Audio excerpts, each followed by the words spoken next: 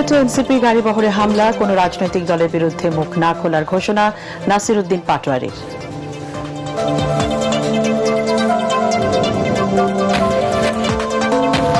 জুলাই যোদ্ধা সেজে দুর্নীতি চলছে, মন্তব্য মির্জা ফখরুলের।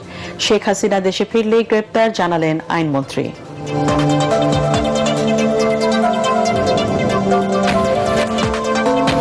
বিএনপির বিরুদ্ধে নির্লজ্জভাবে দলীয়করণের অভিযোগ জামাত আমিরের।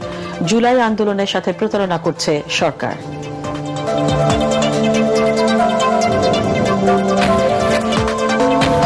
টানা গ্যাস সংকটে দিশেহারা নগরবাসী। পরিস্থিতি উত্তরণে সরকারকে দ্রুত ব্যবস্থা নেওয়ার তাগিদ।